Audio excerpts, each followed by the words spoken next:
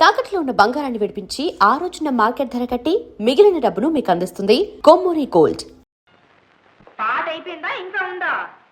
ఓ నువ్వా అమ్మా, ఇంకా ఉందనుకో. కానీ చెవిటివాడు ముందు శంఖం అవ్వటం నాకు ఇష్టం లేదు. క్వశ్చన్ అది కాదండి. అమ్మాయి ఓ చెక్కిస్తానని చిన్న చిక్కులో ఇరుక్కుంది. ఏమిటో అది? అర్జెంటుగా 25,000 కావాలి. 25,000? ఆఫ్టర్ ఆల్ 25,000 25 లక్షలు అడిగినట్టు అడిగావు. నువ్వు ఉండమ్మా, నేను తెస్తాను.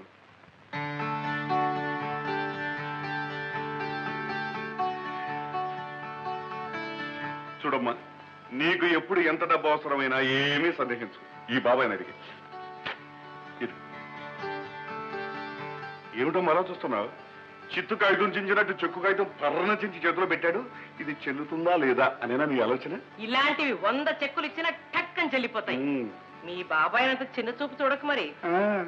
చాలా థ్యాంక్స్ అండి. సాయంత్రం వెళ్ళి విలాసవతి గారికి చెక్ అందచేద్దాం.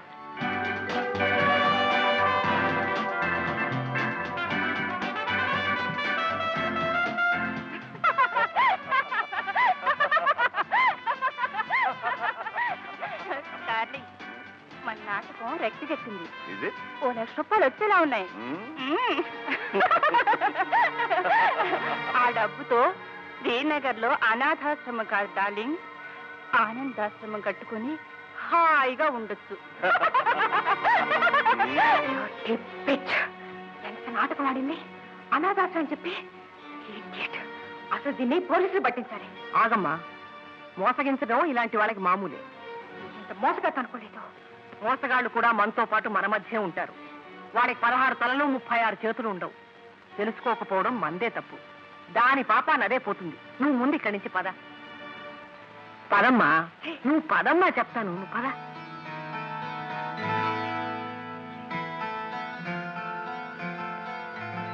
నువ్వింటికెళ్ళు. నేను కృష్ణలీలాపురంలో ఇంటర్వ్యూకి వెళ్ళొస్తాను. ఆ పేట పేరులోనే ఏదో అపశృతి వినిపిస్తోంది. నేను కూడా వస్తానమ్మా. అరుణ, ఆడది తోడు లేకుండా పరాయి గడప తొక్కడం మంచిది కాదు. Mind it. నా గురించి నేను జాగ్రత్త పడగలను. టాక్సీ.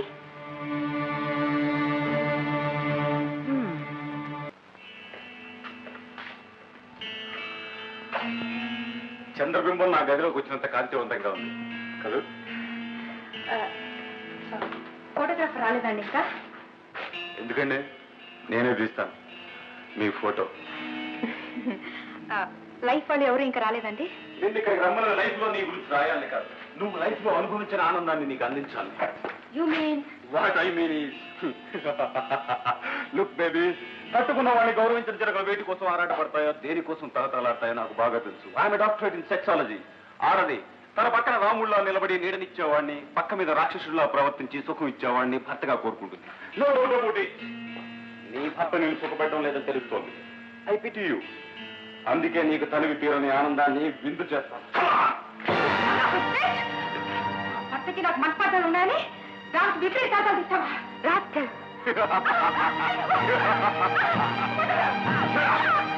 ఎంత అతిథి పెట్టినా సరే దేవుడు నిన్ను కాపాడేవాళ్ళు.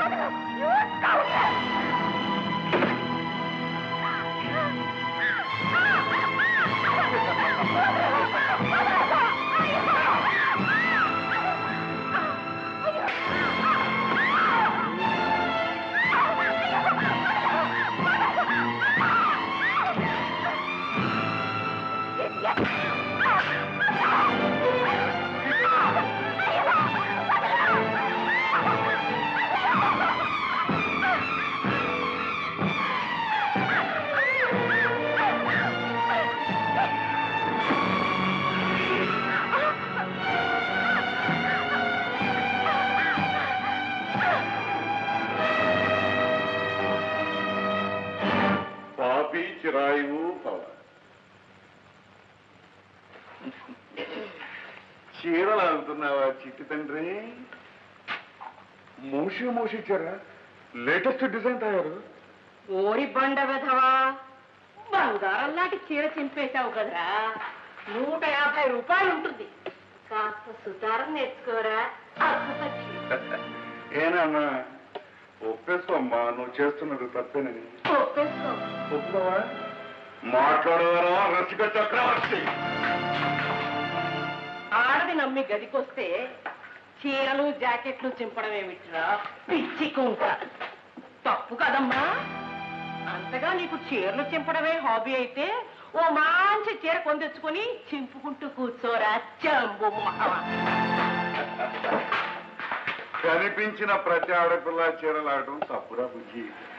నువ్వు చీర ఓడదీశావనుకో వాడు నీ తోలు ఓడదీసి చీరలాగా చుట్టుకుంటారా చిట్టి ఎర్రగా బుర్రగా ఉండే ప్రతివాడికి లొంగిపోయే దౌర్భాగ్యపు స్థితిలో లేదురా తెలుగింటి ఆడపడుచు. ఆడవాళ్ళని గురించి శాస్త్రాలు ఏం చెప్తున్నాయో తెలుసా పండు? మాతృవత్ పరదవరాంశ పరదవ్యాని లోకవత్ ఆత్మవత్ సర్వభూతాని యహ పశ్చితిశ పండిత. అర్థం తెలుసా బాబు? ఎవరో నీ తెలుగు మాస్టర్? నేను చెప్తాను మీరు. పరకాంతలను తల్లిలాగా పరుల సొమ్మును మట్టిలాగా సర్వజీవులను తనలాగా చూసుకునేవాడే నిజమైన విజ్ఞానవంతుడు. ఒక్కొక్క శాస్త్రాలను చదవటం కాదురా కామశాస్త్రి. ఇదిగో ఇలాంటి శ్లోకాలను పుస్తకాలను చదువుకో బాగుపడతావు. ఇవి ఎక్కడ దొరుకుతాయో తెలుసా? వెంకటరామాయణికలో దొరుకుతాయి బాబు. పదనాయన రామాడు బాబు జాగ్రత్తగా ఉండు. ఎలా బతుకుతావో ఏమో పిచ్చి సన్యాసి.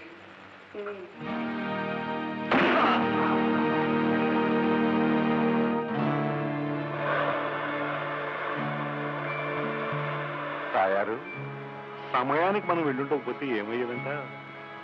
మగాడు పశువుల మీద పడుతుంటే ఆడది ఎంతవరకు ఆపగలదండి? జరగకూడనిది జరిగిపోయి ఉండేది. లేదా ఆ రాక్షసు నుంచి తప్పించుకోవడానికి ఈ అమ్మాయి వాడిని చంపేసి ఉండేది. క్వశ్చన్ అది కదా. మొదటి పని జరుగుంటే ఆ అమ్మాయి కాపురం కూలిపోతుంది. రెండో పని జరుగుంటే ఆ అమ్మాయి జైల్లో కూలబడుతుంది. అంతేగా? అంతే.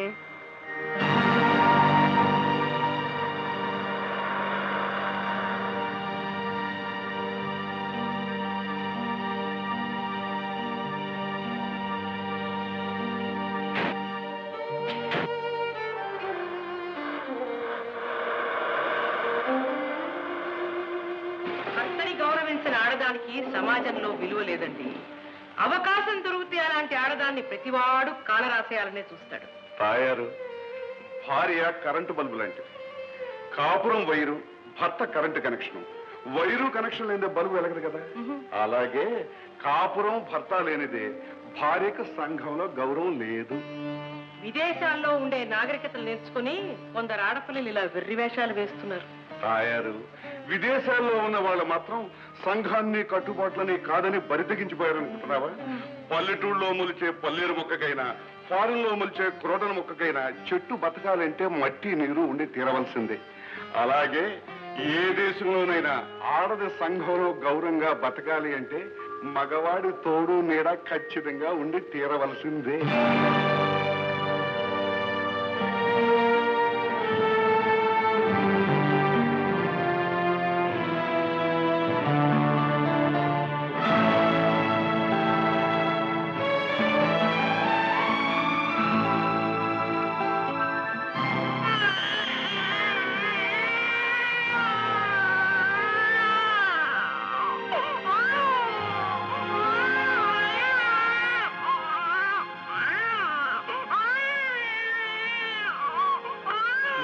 కోసం కాదురా నిన్ను మోసి కన్నది,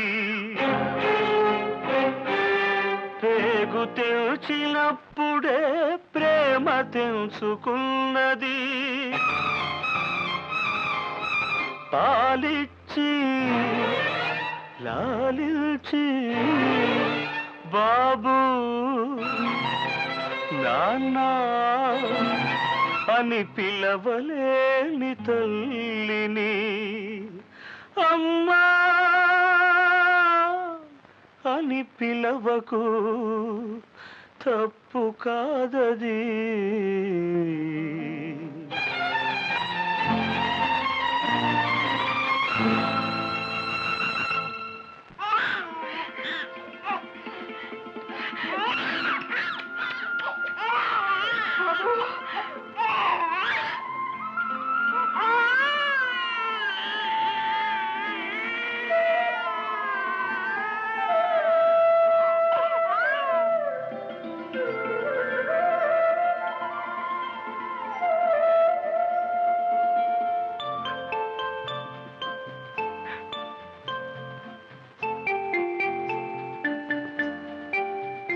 గారు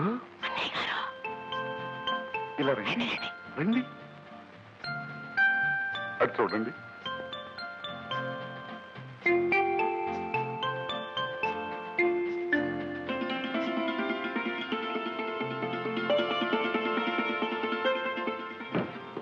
మధు ఇన్నాటికి ఇంటికి మంచి రోజులు వచ్చారా? ఏమిటన్నా పేరుకి మాత్రమే అమ్మాయిన అరుణ ప్రవర్తనలో కూడా అమ్మగా మారిపోయింది. తెలుసు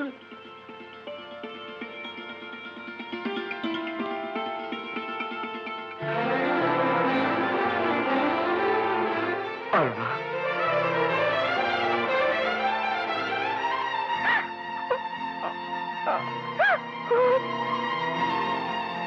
నా మీద ఇంకా కోపమా?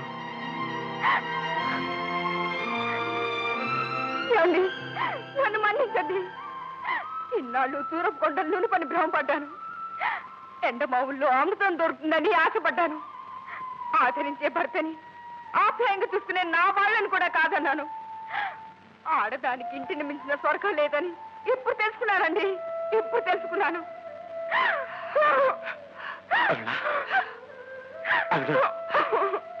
Very good very good. కథ సుఖాంతమైంది. మేము కోరుకున్నది, ఆ దేవుణ్ణి వేడుకున్నది ఇదేనమ్మా.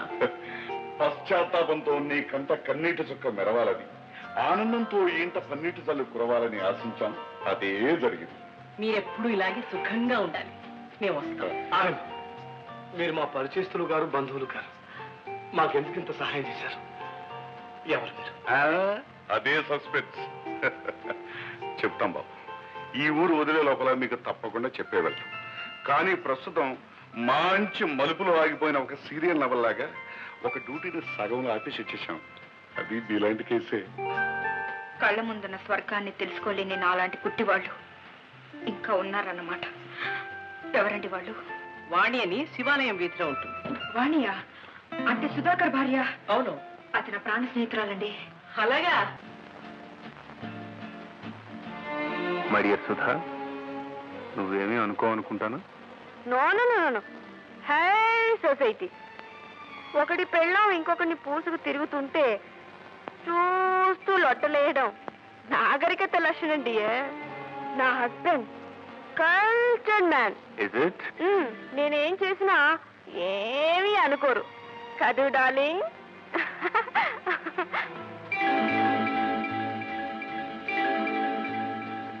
నీ స్పర్శనాలు వింత కోరికలు రేపుతోంది. ఈజీ. నాకు అంతే డార్లింగ్. I love you.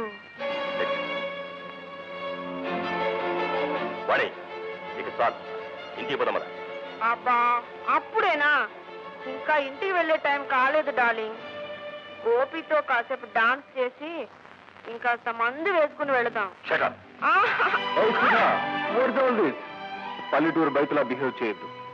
వానికి ఇక్కడే ఉండాలి. I will drop her. కావాలంటే నువ్వు వెళ్ళు. మిస్టర్ గోపాలకృష్ణ, నీ ప్రవర్తన నాకేం నచ్చడం లేదు. ఆమెను ముట్టుకోవద్దు. ఏ, నువ్వు ఇంకో ఆడదాన్ని ముట్టుకోవచ్చు కానీ నన్ను ఇంకో మగాడు ముట్టుకోకూడదా? How funny it is. You selfish devil. Come on, darling. Vani. Vani నీకు భార్య అయితే కావచ్చు కాక, కానీ నాకు ఫ్రెండ్ రా. కావాలంటే పట్టుకుంటాను, ముట్టుకుంటాను. It's my will.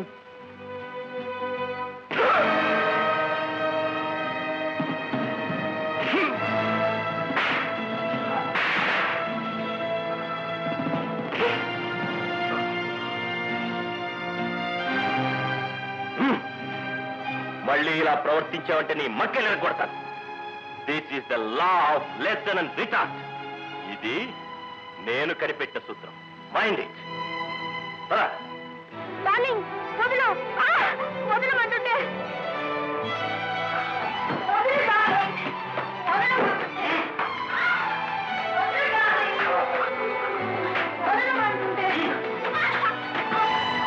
ఏమిటిది డార్లింగ్? ఆ గోపాలకృష్ణ చాలా మంచివాడు. I like him. మా ఇద్దరిని ఎందుకు దూరం చేస్తావు డార్లింగ్? మళ్ళీ ఈసారి ఆ గోపాలకృష్ణ గారి పేరు ఎత్తామంటే నిన్ను నిలువున చీరట చేస్తా. What is this nonsense?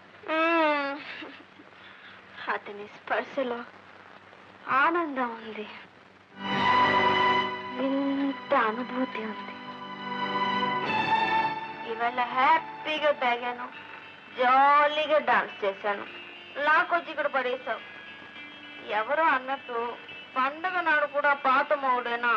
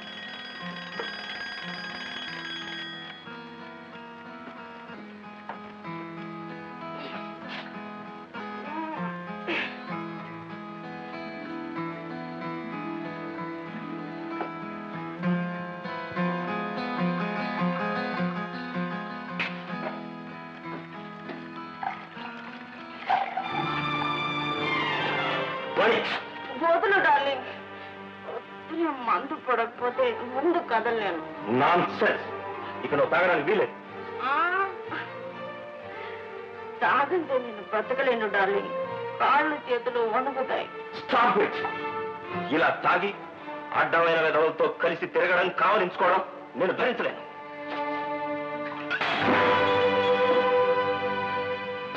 రాణి, నేను నీ భర్త అన్న విషయాన్ని మర్చిపోవద్దు. రానంటున్నా నన్ను బయటికి తీసుకెళ్ళినప్పుడు భర్తని మర్చిపోయావా డార్లింగ్? వద్దంటున్నా నా నోట్లో ఈ విషయం పోసినప్పుడు మొగుడు అని గుర్తులేదా? కాదంటున్నా నా చేతిని పరాయి వాడికి అందించినప్పుడు కట్టుకున్నవాడివని మర్చిపోయావా డార్లింగ్?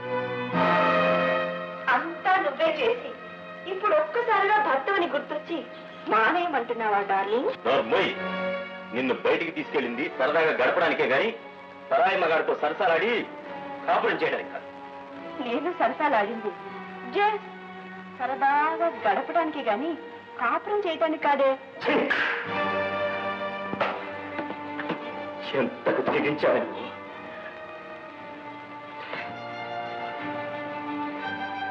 ఆ రోజున ఈ తెగింపు లేదని నన్ను కొట్టావు, గుర్తుందా?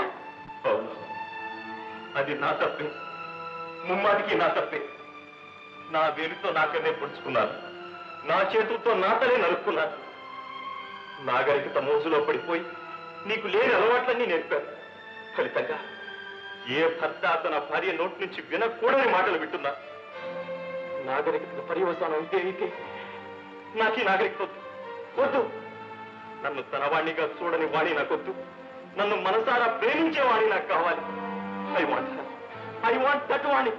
I want that వాణి. నేను మీ వాణినేనండి, మీ వెనకటి వాణిని. మీకోసం రూపం మార్చుకున్నానే తప్ప మనసు మార్చుకోలేదండి. మీ తప్పు మీకు తెలిసి రావాలని ఇంత నాటకం ఆడాను.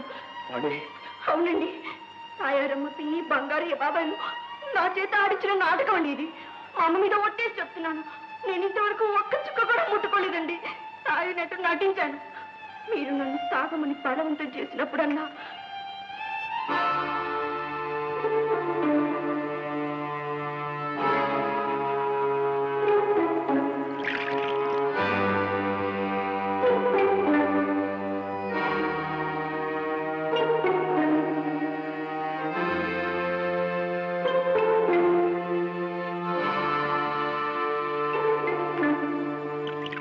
నాగరికత రంగు సీసాల్లోనూ క్లబ్ గోడల్లోనూ ఉందనుకునే మీరు ఎంత చెప్పినా ఎవరు చెప్పినా మారరని, మీరు నడిచే దోవ ముళ్ళ బాటని మీరే తెలుసుకోవాలని మేమంతా కలిసి ఆడిన నాటకం అండి ఇది. ఇదంతా నిజమేనా రాణి? నిజమండి, నన్ను నమ్మండి. ఇలా ప్రవర్తించి మిమ్మల్ని బాధ పెట్టినందుకు నన్ను క్షమించండి. ఏమండి?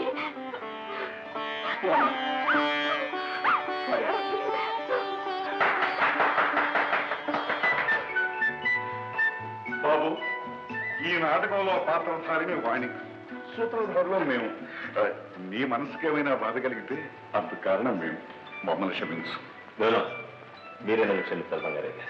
బాబు, నాగరికత పేరుతో భార్యని బజార్ల వెంట క్లబ్బుల వెంట తిప్పాలనుకునే యువకులు ఒక్క క్షణం ఆత్మశోధన చేసుకోవాలయ్యా.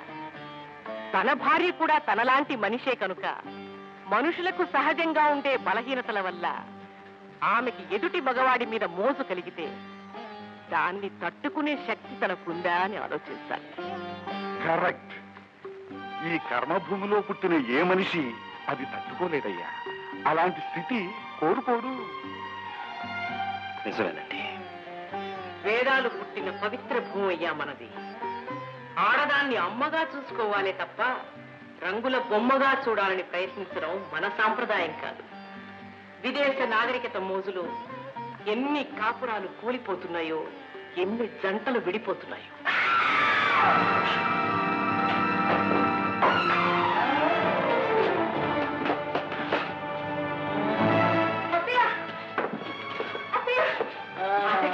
కారు గారి పడినట్టుందండి పాపం. ప్రాణానికి ఏమీ హాని లేదు. మనం ఈ కేసు విషయంలో కూడా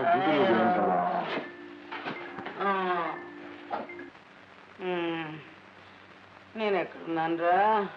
మీ ఇంట్లోనే ఉన్నాను పాపాయ్. శివ శివ శివ శివ.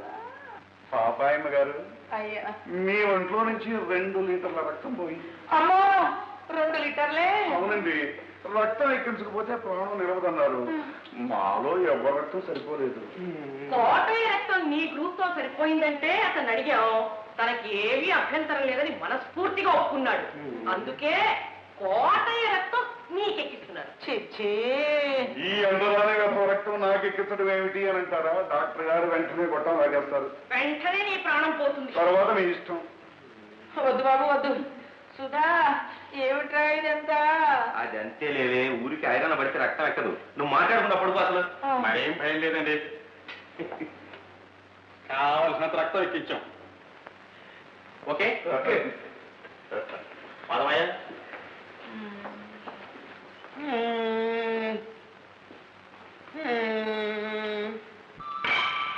సుధా, ఇదంతా నిజమేనా? అక్కడే ఉండు. ఎందుకని? ఎందుకా? ఆ అంటరాని వాడి రక్తం నీలో ప్రవహిస్తోంది. ఇప్పుడు నువ్వు నన్ను ముట్టుకున్నావు అనుకో, తలస్నానం చేయలేక కావాలి.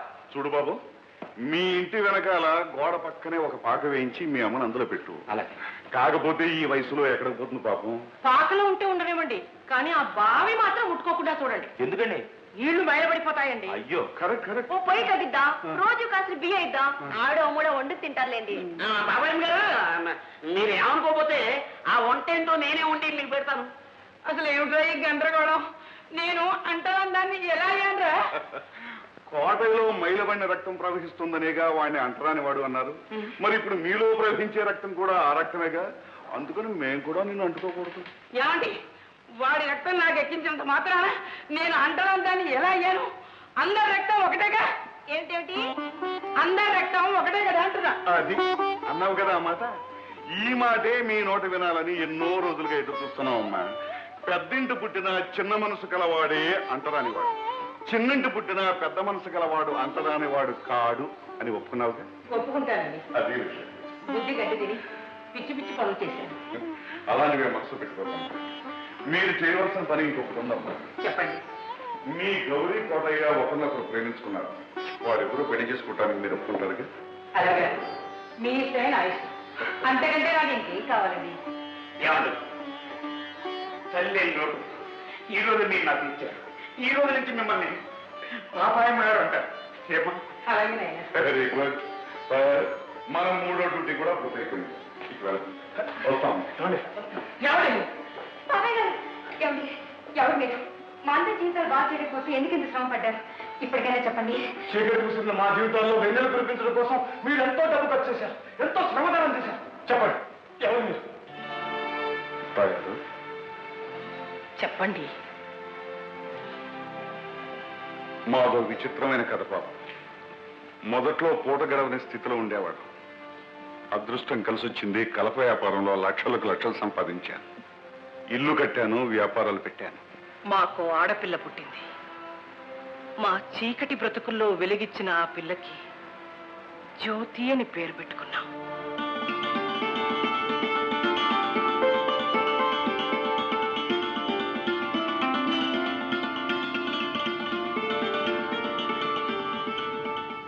జ్యోతికి పెళ్ళీడొచ్చింది. ఒకరోజు జ్యోతి తన మనసులోని మాటను మా ముందు బయట పెట్టింది. తను అబ్బాయిని మనసారా ప్రేమిస్తున్నానని మాతో చెప్పింది. ఒక్కగానొక్క కూతురు కోరిక కాదనలేకపోయాం. ఆ కుర్రవాణ్ణి స్వయంగా వెళ్ళి కలిశాం. పేదవాడైన బుద్ధిమంతుడు, మంచివాడని తెలుసుకున్నాం. ముహూర్తం పెట్టించాం. ఒక శుభక్షణాన మా జ్యోతిని అతని చేతుల్లో పెట్టాం. ఆ పెళ్లి చేయడంతో మా బాధ్యత తీరిపోయిందనుకున్నాం. ఇంట్లో జ్యోతి లేని లోటు భరించలేకపోయాం. అందుకే విదేశాలు తిరిగి రావాలని మేమిద్దరం బయలుదేరి వెళ్ళాం. అకస్మాత్తుగా వచ్చిన సంపదతో మా అల్లుడు తాగుడికి, తిరుగుళ్ళకి అలవాటు పడ్డాడు.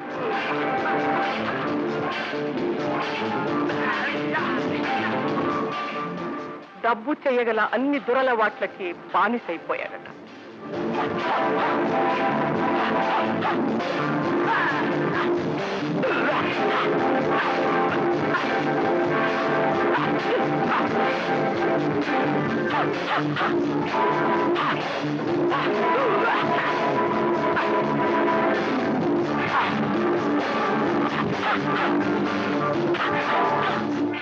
తనంతట తాను కోరి చేసుకున్న వ్యక్తి ఇలా మారిపోయాడని విదేశాల్లో ఉన్న మాకు తెలియపరచడానికి అభిమానం అడ్డుపడి నిలువునా కాల్చేసే ఆ బాధను తనలోనే దాచుకుందిట ఆ పిచ్చి తల్లి. రోజు తప్పతాగి డబ్బు కోసం జ్యోతిని పీడించేవాడట, తిట్టేవాడట, కొట్టేవాడట.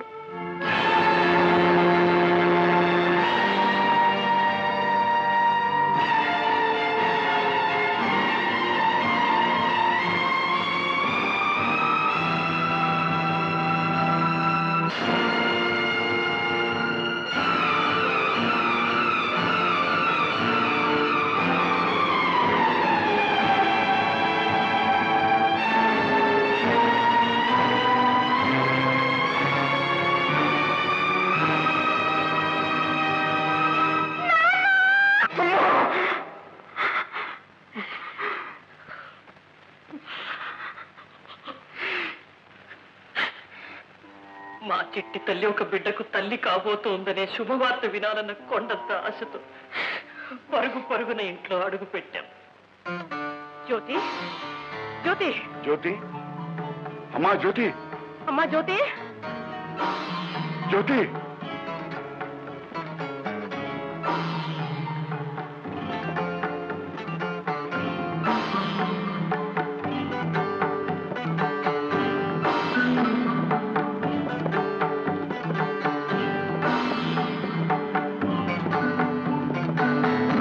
లేదండి, అమ్మాయి ఎక్కడా కనిపించలేదు.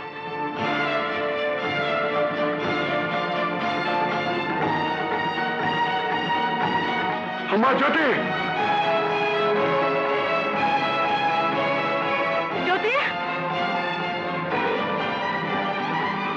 జ్యోతి.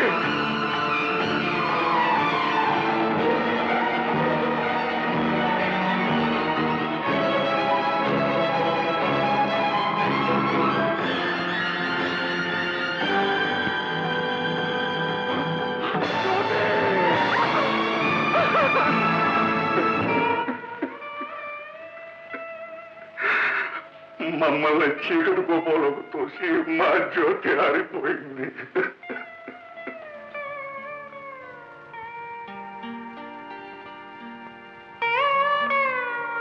ఈ ఘోరం జరగటానికి కారణం ఏమిటి? ఈ దారుణానికి కారకులెవరు? మేమేనమ్మా. పెళ్ళైన కొత్త జంటకి పెద్దల తోడు అవసరమని గుర్తించలేని మూర్ఖత్వం మా బిడ్డను బలి తీసుకుంది. కొత్త జంట కాపురం కోడిగిత్తలకు కట్టిన కొత్త బండి లాంటిది. పెచ్చు మీరిన ఆనందం, ఆవేశం ఆ బండిని పక్కదోవలకు లాగేస్తుంటాయి, ముళ్ళ డంకుల్లోకి తోసేస్తుంటాయి. ఆ బండిని అదుపులో పెట్టేందుకు కొన్నాళ్ళు అనుభవశాలి అయిన బండి వాడే అవసరం ఎంతైనా ఉందమ్మా. అదమ్మా మా కథ. లక్షలాస్తి కన్న కూతుర్ని బ్రతికించుకోలేకపోయింది. నాకు తాయారు, తనకు నేను తప్ప మూడో వ్యక్తి లేని అనాథ ప్రేతలం అయిపోయాం. అందుకే మా ఊరు, మా ఇల్లు వదిలి ఇలా తిరుగుతున్నాం. డబ్బు లేక, పెద్దల అండలేక కలతలు పడి నలిగిపోయే కాపురాల్ని వీలైనంత వరకు చక్కబెడుతూ, మా బిడ్డకు మేము చేసుకోలేకపోయిన మంచిని ఇతరులకు చేస్తూ ఇలా కాలం వెళ్ళబుచ్చుతున్నాం. వస్తాం బాబు. ఆగండి బంగారయ్య గారు, మీరు వెళ్ళడానికి వీల్లేదు. అవునండి, మేమంతా మీ బిడ్డలం. మీరు మాతోనే ఉండాలి. బాబు, మీ అభిమానానికి గుండె కరిగిపోతుంది. కానీ మీలా అపార్థాలకు, ఆవేశాలకు గురై ఇంకా ఎన్ని కాపురాలు విడిపోయే స్థితిలో ఉన్నాయో వాళ్ళకి సేవ చేసుకునే భాగ్యం మా నుండి దూరం చేస్తారు. కాలు చెయ్యి ఆడేంత వరకు నలుగురికి ఉపయోగపడతాం. కదలేని స్థితి వస్తే మా బిడ్డలు మీ దగ్గరికే వచ్చేస్తాం. మన డ్యూటీ అయిపోయిందా? అవునండో, కొత్త డ్యూటీ వెతుక్కోవద్దు. పదండి. బాబు, వస్తావమ్మా? వస్తా.